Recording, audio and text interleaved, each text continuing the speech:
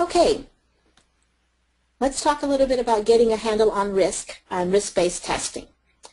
The agenda for today is we'll talk about assessing risk.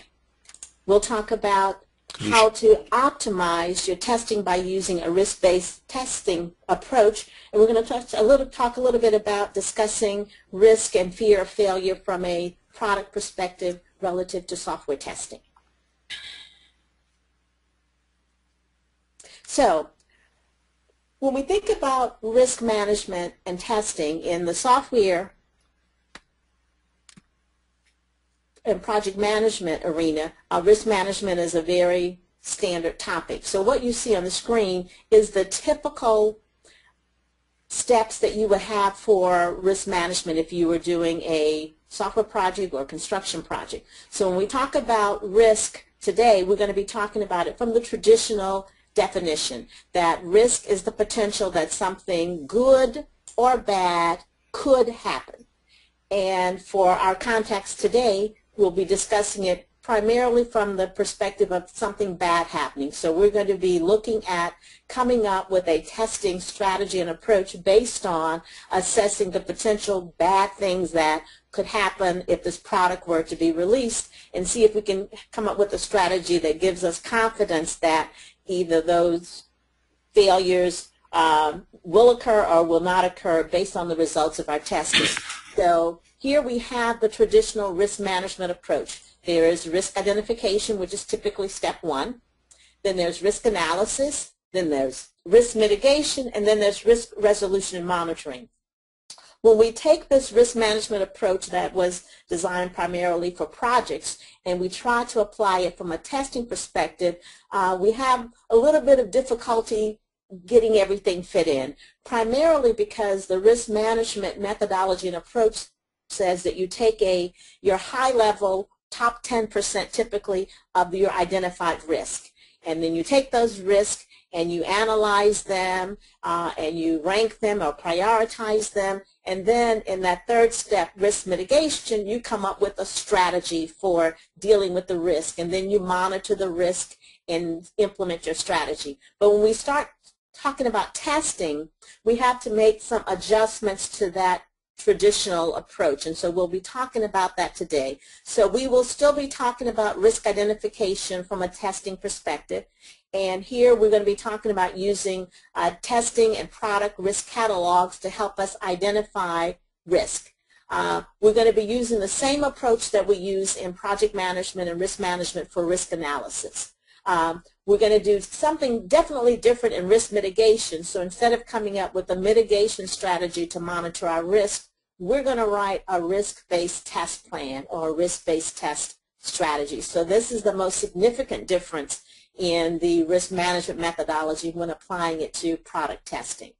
And then risk resolution and monitoring is also different, because instead of monitoring the risk, we're going to monitor the risk by what? Executing the testing strategy or executing the test that we have devised, and as those tests pass or fail, then we have some information about that product and its fear of failure. And if you see in the very bottom of the screen below the dotted lines, we have, let me go back here for a minute. That's okay. I'll talk about it. I've got it coming up in a few minutes. I didn't realize it was timed. So let's talk about a risk-based testing process here. So when we talk about a risk-based testing process, we're saying that there's a process or strategy or approach that's designed to answer better for you the question when to stop testing. Typically, we stop testing when all of our tests have been done, either all the incidents have been raised and resolved, either the defects that have been agreed upon to be fixed have been done, maybe we've run a regression test without failure. But when we talk about risk-based testing, then we're going to stop testing based on a different set of criteria. We're going to add to that. So we're going to ask ourselves, if this product were to be released now, what would be the risk if we stop testing right now or we stop testing tomorrow? What risks remain unresolved from our testing perspective? Then we would also ask ourselves, if we were to stop testing now, are there any product benefits? You know, are there anything that the customer really, really wanted from this release? or this product, are they available? Have they passed testing? Do we feel confident that they would be available to that client if we were to stop testing now? So we're going to be looking at the sufficiency of the benefits that have been delivered up to that point based on our testing.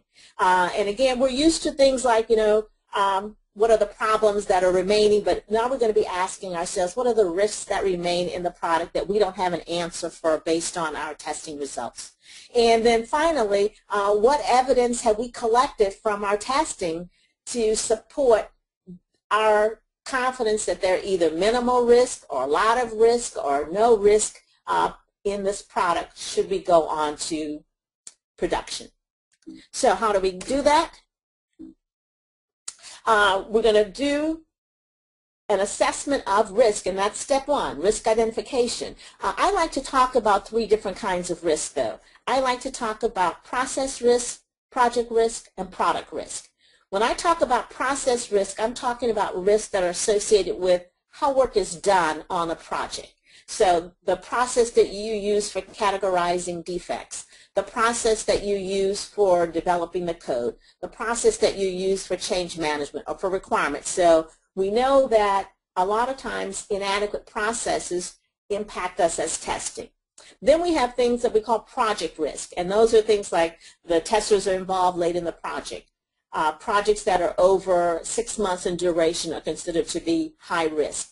Projects where the teams are dispersed are considered to be high risk. Projects that have mandated dates. So these two categories, process risk, how the work is done, and project risk related to how the project is managed and executed, those risks are not the focus of the class today. Those risks are risks that you as a test lead or a test manager should certainly be identifying, and you should be managing to it from a risk-based test management perspective. But our focus today is on product risk, and these are products related to the potential that that software product could actually fail. So it's looking at the product, its platform, its complexity, the number of components it has, the integration points, its infrastructure requirements, its usability requirements. So this is looking at areas and aspects of the product and saying, what is the potential that this product could fail in this area? Or because this product is a .NET project, there is a potential that we could have these kinds of errors. And because it's a web project, it could have these kinds of errors. So that is the focus then of this session, is to look at the product risk and then come up with a risk-based testing strategy. And that is no way denying the fact that as test managers and leads, we certainly should be looking at process and project risk and managing them also, but these are the risks we'll talk about today in terms of testing strategy.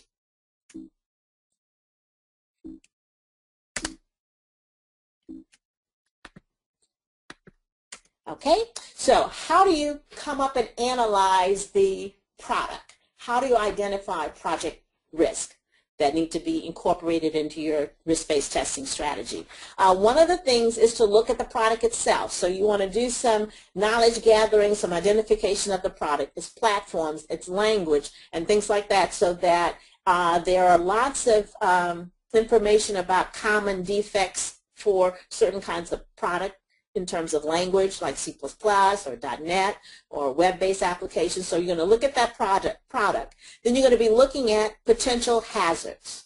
And these are potential areas where the software could fail or known failures occur, or this is a common enough problem in any kind of software product. And then you're going to take that risk, those possible hazards, those potential failure points, and then you're going to rate the risk in terms of assessing it. And that's the risk analysis phase. So 1 and 2 bullets are the bullets associated with identifying potential product risk. And then we rate the risk by looking at its the likelihood that it will occur, the seriousness or harm or damage that would occur should it fail, and we come up with a ranking for that risk. And then from your perspective, we have to look at how acceptable is this risk, and that helps you with the rating. You know, if you feel that this is something that, you know, it could occur, but your customer or would not feel that it is a major problem, then that would be a lower risk versus a higher risk. And then we're going to look at coming up with the mitigation strategy. When I mean mitigation, I'm talking about what do we plan to do? What's our response to the risk? If we've identified that security, for example, is an area of concern in this product, then how do we plan to mitigate or address or respond to the fact that we're worried about security when this product goes into production? And so then we're going to then, from a team perspective, reevaluate that ranking, and then we're going to then begin to implement a risk-based testing strategy based on that information. So this is a high-level approach to how you would begin to do risk identification and analysis and getting to the risk-based testing strategy. So what are some ways to look at the product? There are a number of ways of looking at the product in terms of identifying your potential risk. I'm going to talk about 3 of them today, but by no means is this the entire spectrum or scope of ways that you can come up with your product assessment to identify your risk. So one way is to do what we call inside out. So you are studying or evaluating the product and you're asking questions. And the kinds of questions that you're asking are questions like, what could go wrong here? What vulnerabilities would exist at this point in the code? Are there any possible failures of the component if this component failed? What inputs or what situations could there be that might exploit a vulnerability or trigger a failure? So what I like to do with this is that if I have a facilitated session that is designed to identify my risk, you sort of walk through the application component or feature set at a time and ask questions like, what could go wrong here? What would happen if a failure occurred here? What kinds of failures could occur here? Who would be the victims here? And so as you get that information, then you begin to what? Jot down those potential risk candidates, as I call them, candidate risk. And when you're done, then you have a list of potential failure points in the product. You don't know at this point what you're going to do with them, but they are at the end of risk identification, they are a list of potential risk. Another way to get that same kind of potential risk is to do what we call an outside-in kind of product assessment approach. And this is more like black box testing versus white box testing is what I look at in terms of the inside out. So in this one, you come with checklists, and you would be amazed at the number of checklists that are out there for us to use as candidates to help us identify potential risk. So you take those checklists and you go through the checklist and you say, could this be a problem here? Could this be a problem here? Could we have this failure? Is our code subject to this potential problem? And as the answers come back, yes, yes, no, no, then again you end up with what? Candidate risk. So both of the approaches, inside out, outside in, provide you with, at the end of risk identification, with a list of candidate risks that will then go into the next step of risk analysis. Okay?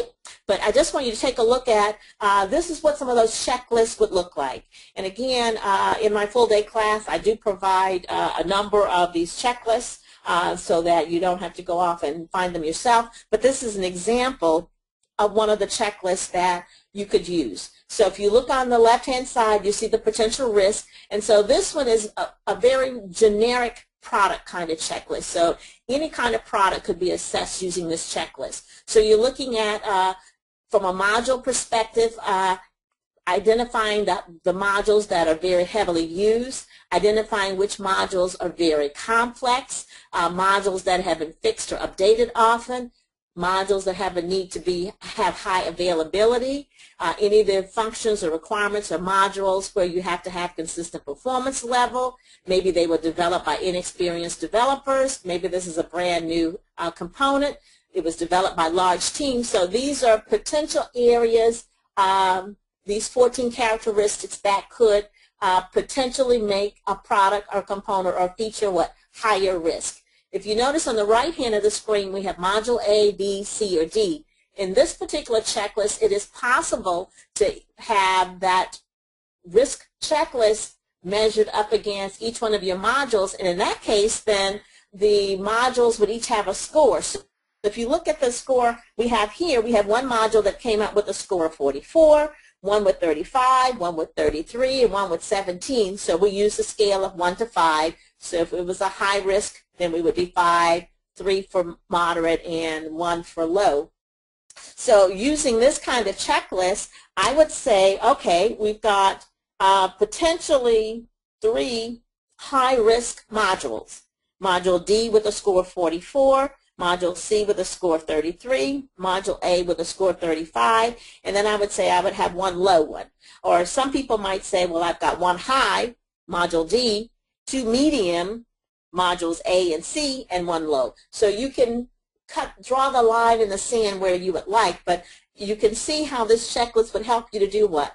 Identify and analyze the potential risk that you have on this particular product in terms of its potential to fail. Because what we're trying to do with identification and analysis is to come up with the candidate areas that we fear where failure could occur and analyze and group them so we have a group of high risk features, components, or requirements, and a moderate risk feature list, components, or requirements, and then a low risk area of features or requirements or components.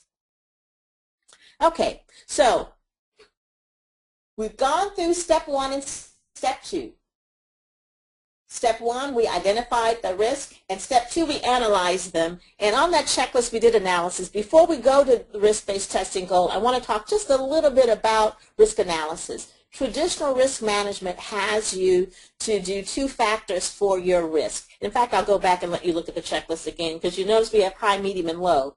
But we usually do a 2-factor assessment. So let's say, for instance, we had a web project, and one of the requirements was to do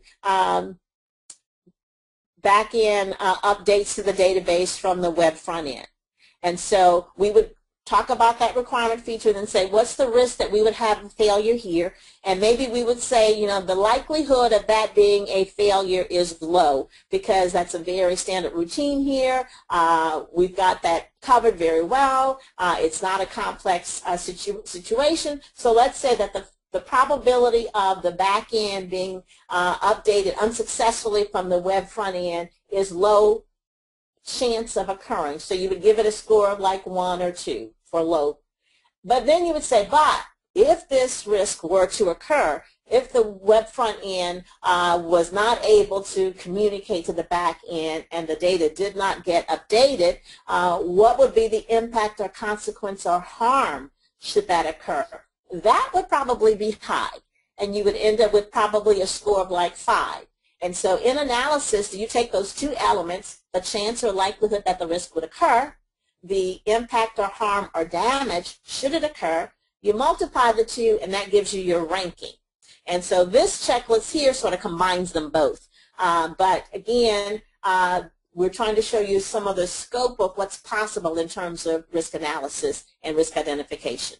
So regardless, at this point in the process, you've identified your candidate risk using inside out or outside in or using a checklist, and then you take the checklist items and you go through and you assess how likely is this going to be a problem and how bad could it be, and you come up with a score. At this point, you are now ready to begin to start thinking about the step 3 in that risk management process that I showed you. That's that risk mitigation or response planning. So here we have identified our risk, a fear of failure from this product. We've got them ranked in terms of these are a high risk, oh my goodness, if this fails, this is really horrible, and then low risk, this is not so bad. And now we need to come up with a response to it.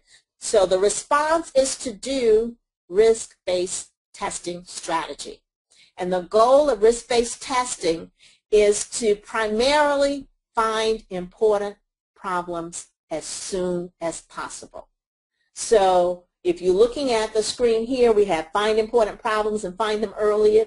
That is the primary 2-step goals of risk-based testing. The other items on the screen are added benefits, but when you talk about a risk-based testing strategy, you should be designing a strategy that helps you to find the most important problems as soon as possible.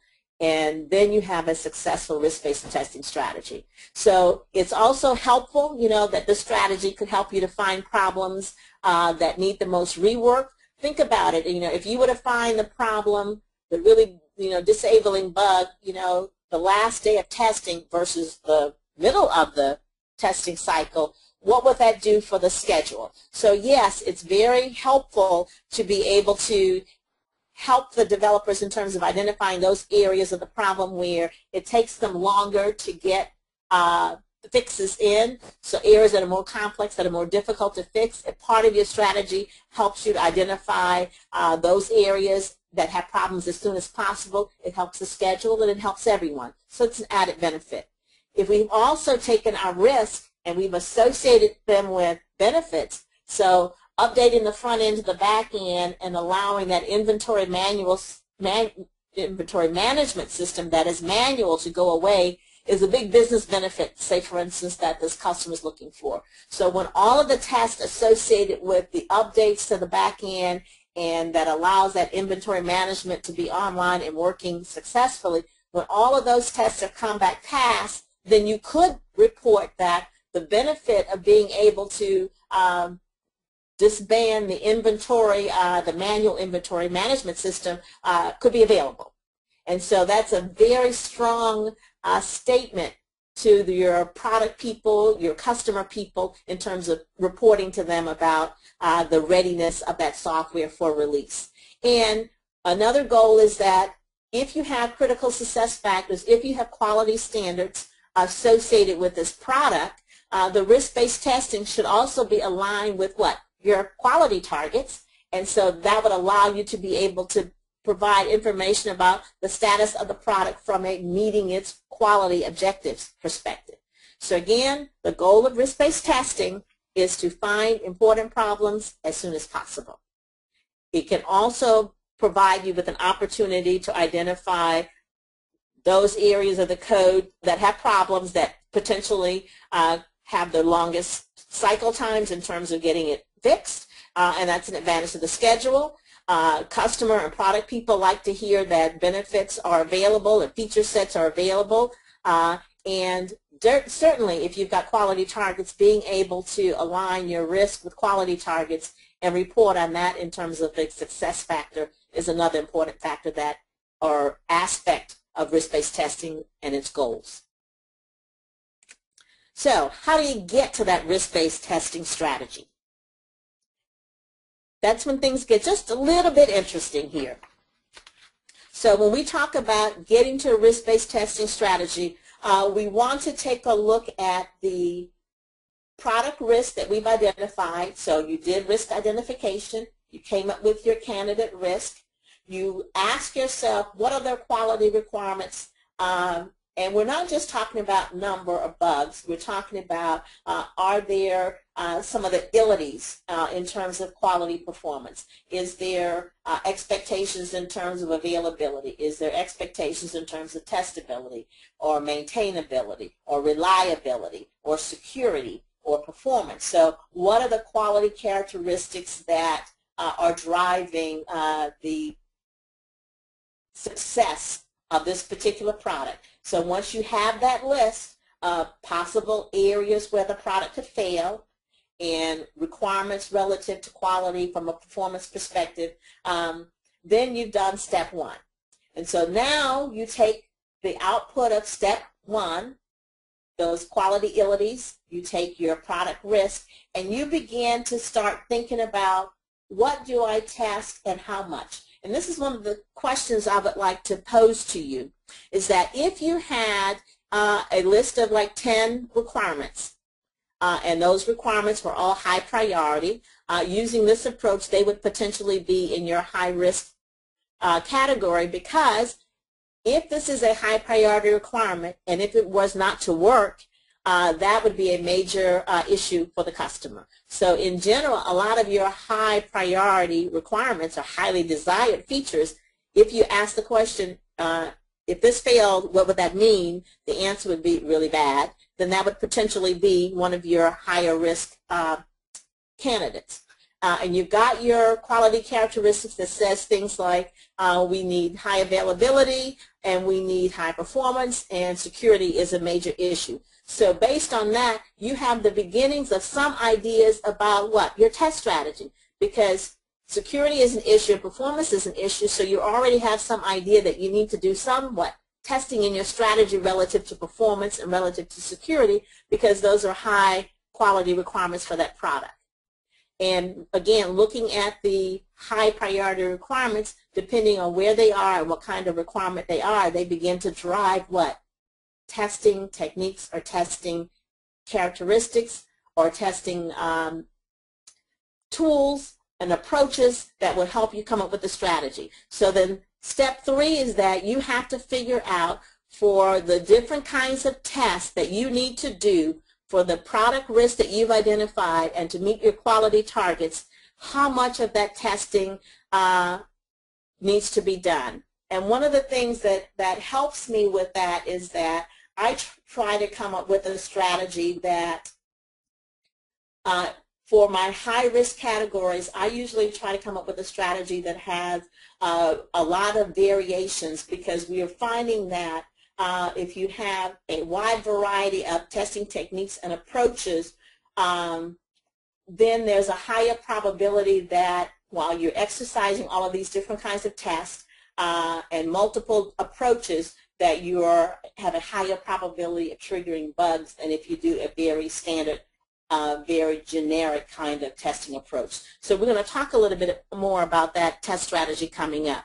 So then, so step 4 is determining the testing technique. So pretty much step 3 and step 4 I usually use in combination. So step 1 is risk identification and risk analysis, and then step 2, 3, and 4 all together is that response planning. So this is how you develop a risk-based test strategy. So typically a lot of times for test strategies we do what I consider a requirement-based test strategy. We have all our requirements and we have to verify that all of the requirements have been tested, and then a lot of times we will add in some negative testing associated with it. But this testing approach says I have these high-risk areas of the code that I'm concerned about and these quality targets that are a must have in terms of being met. So therefore, the strategy I will employ will have that the earliest kinds of testing, and I'm going to hit very hard as soon as possible, these areas of high risk, so that I can do what?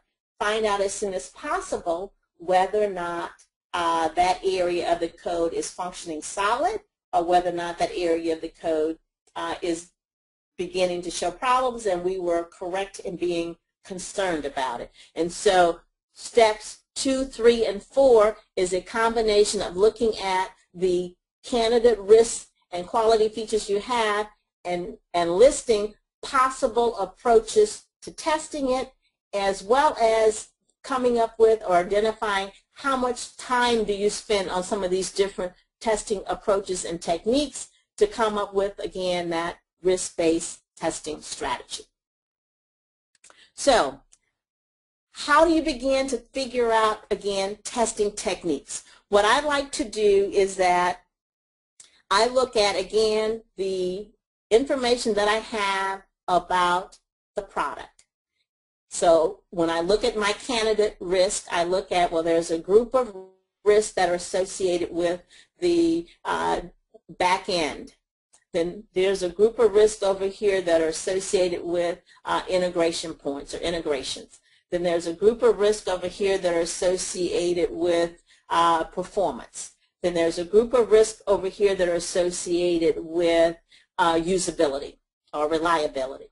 And so each one of those different topics that I just threw out, usability or reliability or back end, there are what?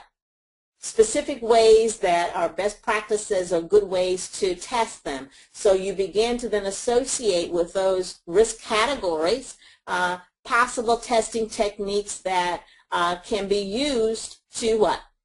Evaluate that particular area. Then you look again at your critical success factors, your quality characteristics. Let's say you have 2 quality characteristics. Again, we'll we'll keep them pretty basic. One is based on security, and one is based on reliability. And so what's the testing approach that you do for security?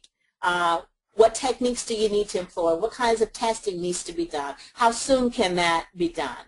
The same thing with reliability. How do you test for reliability? What are the techniques associated with it? And so as you go through, you're beginning to do what? Take your risk and your quality characteristics, and you're beginning to start identifying different kinds of testing techniques and approaches that can be used. And this is helping you to do what?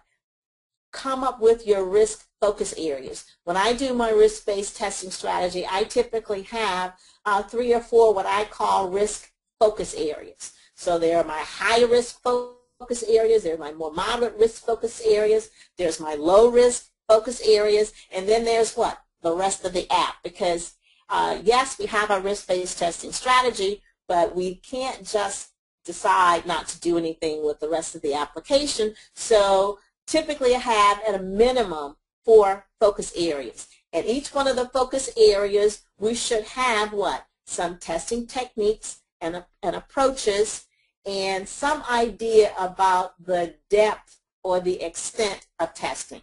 Because the assumption in risk-based testing is that the application is not created equal. And so that there are some areas that are more difficult or highly desired by the customer, and those things we need to test what?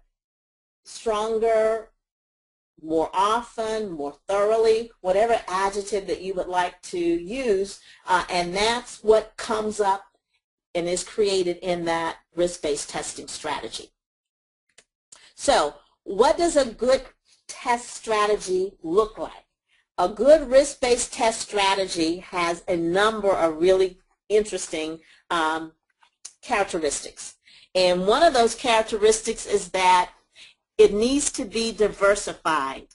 And when I talk about diversify, this is when I really get to taking a look at where we are in the testing industry today. You know, if you look at different testing techniques now, I've seen articles and webinars where people are talking about 40, 50, and 60 different kinds of testing strategies, testing approaches. So what we're saying is that a really good risk-based testing strategy has to be diversified. You have to have lots of different kinds of testing approaches there, because what you're trying to do is to do what? Hit that application hard and quickly in your areas of concern so that you can do what? Find the most important problems what? As soon as possible. And we have discovered that the way to do that is a diversified test strategy does that better than a general, here's my requirements, let's do my business scenarios, let me sort of walk through the application, you know,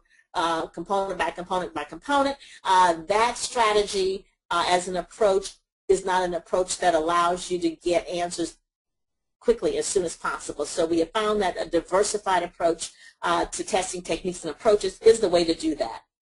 We also want to have what? Risk focus. That's the whole point of this presentation, is to talk about a good test strategy has to be focused on risk, with more effort, more diversity, more depth of testing on your high-risk areas, and less depth and less rigor on your lower-risk areas. And it needs to be specific to the product. That's why we started out with take your product, either do inside out, do outside in, take your checklist that talk about .NET problems and Java problems, but it needs to be specific to this particular product and this particular language created by this group of developers, because that will help us to do what? Identify the risk, and so then we can then target a strategy what? Specific to that product that is under going to be going under test.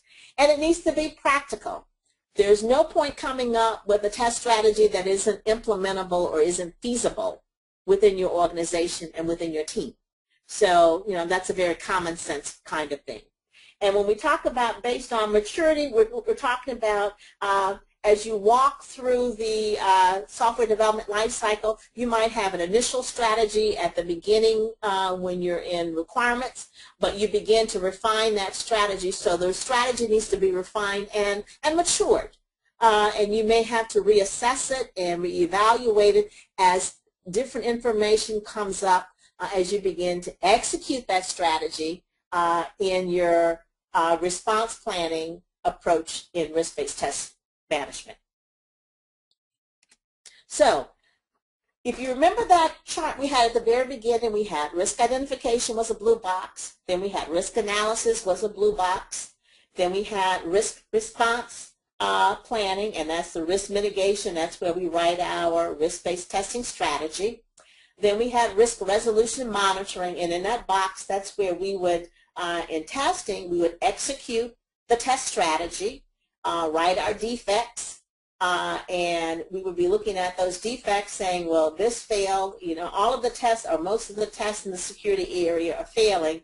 We had a high risk for security. That means that we were correct in being concerned about security because we were having problems there.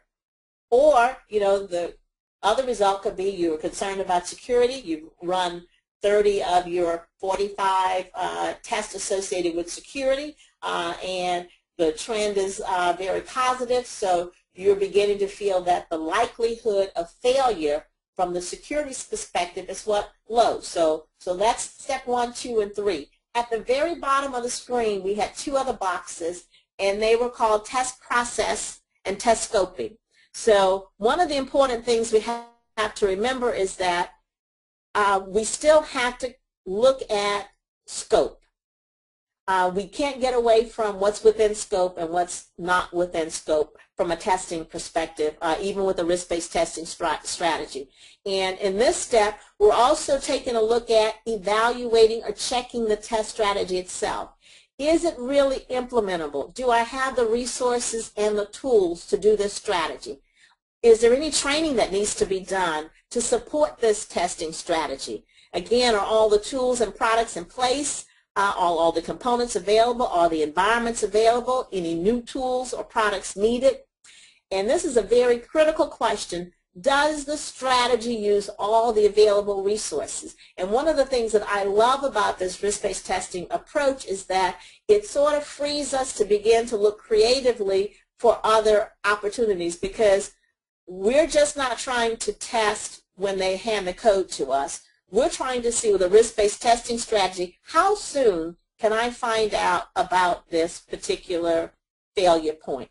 Understanding that the sooner that I find out that this is a problem, or the sooner that I find out that it isn't a problem, it's better for the team and it's better for the schedule. So I like to see whether or not, even if I'm not on an Agile project, how early can we get some of this information? And a part of the risk management approach is to see if you can get some team consensus on this strategy and hopefully some buy-in so that you can get some earlier indications about some of these items through inspections or reviews or desk checking, so that you don't have to wait until the actual dynamic testing occurs to begin to get preliminary information about a potential risk. So does the strategy use all the available resources then becomes an important question for you to ask yourself when you're evaluating the strategy, because you can say, well, you know, this is only using my testing team. Are there any other resources that could potentially be pulled in to support this risk-based strategy where the goal is to find the most important problems as soon as possible? And then the very last one is everything in the strategy necessary? I know those of us as testers, we could test all day, but since we can't test all day, it's certainly when you're employing a risk-based testing strategy, the point isn't to test all day and all week and all year. The point is to test until you begin to have information that provides you with data about the status of the areas of the product that you feared could fail.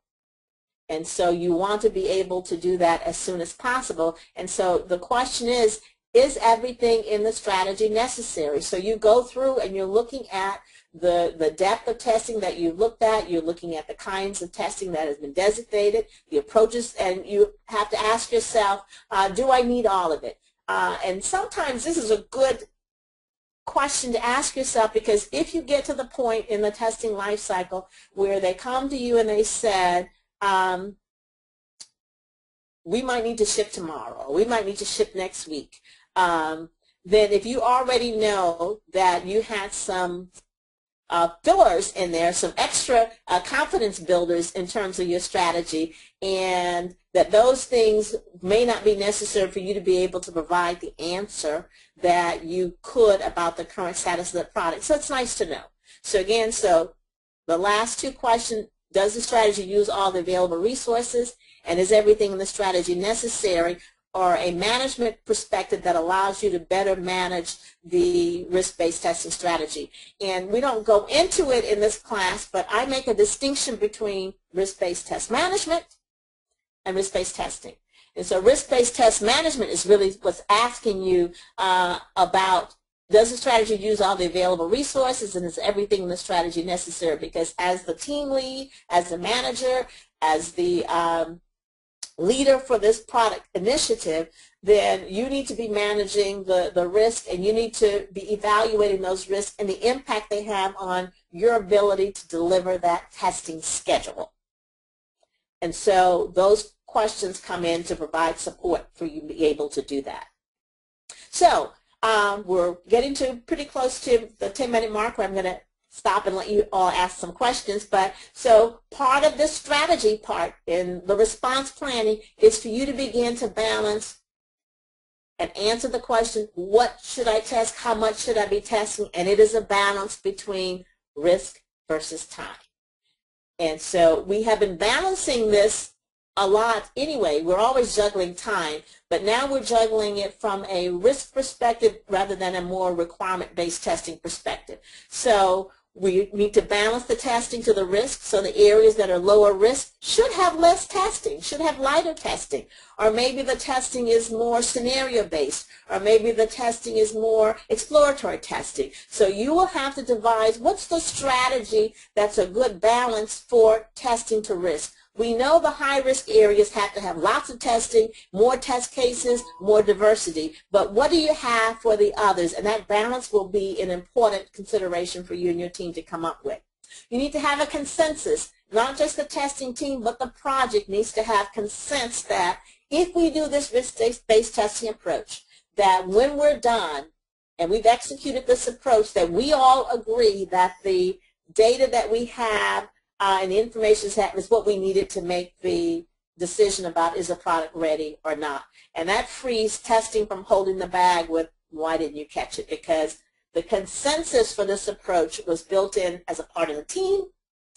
We all agreed these are the risks. We all agreed that these are the right strategies to address these risks. And so it's a team that approach rather than a, oh, testing, you didn't do a good job. It explicitly identifies, you need to identify again what will and what not be tested. And I'll be honest with you, I have had risk-based testing strategies where I have drawn the line and said low-risk items will only be tested if time allows. And it's very explicit, and sometimes I've had interesting discussions before we get to that consensus. And again, good testing, the definition of good testing is that you have an idea of the current risk of the release, that your job, and you have done a good job in testing if you're able to provide information or data about the current risks that either remain or are no longer of a concern in that product that's under test, and that the risk approach is known to all. So from a managed perspective, this is how you manage that risk-based testing strategy when it's time to get consensus before you begin to execute on it. So let's summarize just a little bit, and then I'll open the session up for questions. So we've got, again, we talked about the risk-based testing process. It is based on the risk management methodology, and that methodology has first step is risk identification, analysis, response, and scoping and test process definition. So the distinction in risk management methodology, risk identification, analysis are exactly the same steps. We just look a little bit more from a testing perspective, but risk response for testers is different. So in risk identification, we're going to be consulting the business and technical staff, and we're going to come up with a draft, register, or candidate risk. And we're going to use inside-out or outside-in techniques, or we're going to use checklists. Then we're going to discuss our risk and risk analysis, and we're going to assign a probability or likelihood or chance that the risk could occur, and the impact or harm or consequence. And then we're going to calculate the risk ranking or risk exposure, depending on which term that you like. And that's traditional risk management. Then in risk response or risk mitigation, we're going to come up with a risk-based testing strategy. So we're going to come up with test objectives and testing techniques associated specifically with the risk that came out of risk identification and risk analysis. And we're going to then document that strategy, and we're going to agree on the scope of the risk to be assessed. We're going to look at responsibility and budget, and we're going to agree on our quality criteria as a part of scoping. Then we're going to look at that process and say, is this process feasible? Will it work for us? If I execute this process, do I have the resources, the tools to get it done? And when I'm done, will I have the answers that we, the team, feel is necessary to provide the current status on that product and its release? Okay, so that's the presentation for today. Let's look at questions.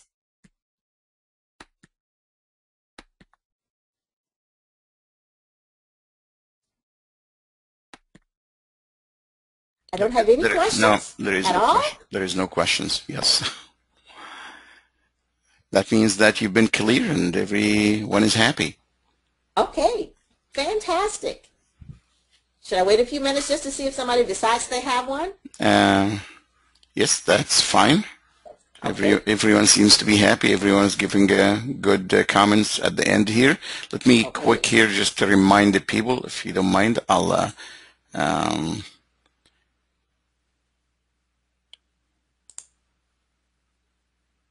just to be able to share my screen very quick. Mm-hmm.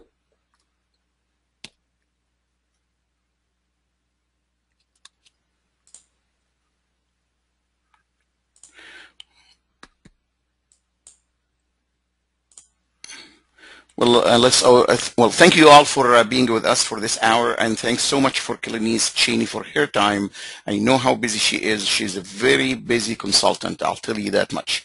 And we're grateful that she was able to find the time to spend with us and with you to share her knowledge and experience with the topic. Remember, again, this is the hour you listen to is only 1 hour of the full day session that Kelenice will be teaching at the conference on right here on Tuesday.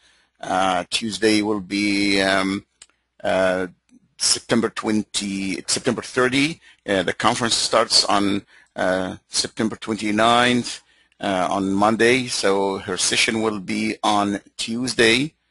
That's number T3. And that's a full day. As you can see, the program for the conference has a total of 20 full day tutorials on Monday, Tuesday, Wednesday, and Thursday. Thursday and Friday. Wednesday is a full day of track presentations, keynote, and many other interesting things. Also, please do not forget what we call the Management Solutions Workshop. This is an opportunity for you to send any challenges you may have in any aspect of your projects, and we will have a panel all day responding and helping you with those challenges. We will assign people depending on the nature of your challenges, and this will be held all day on Wednesday, October 1st.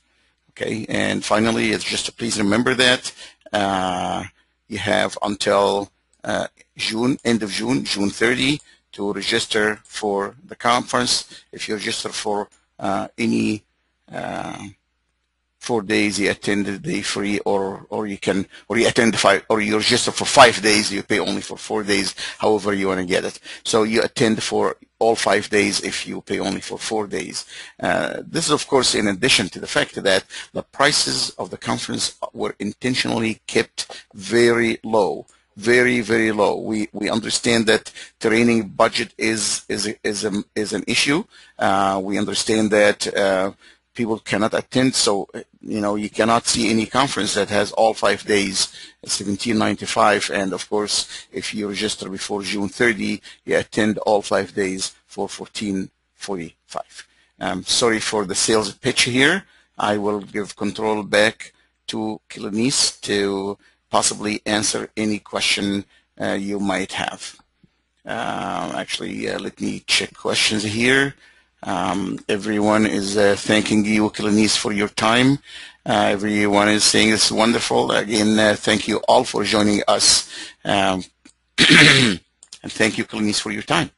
Oh, it was a joy. Thank you so much. It's always a joy to listen to you. Thank you very much. Thank you. Good evening. Good evening.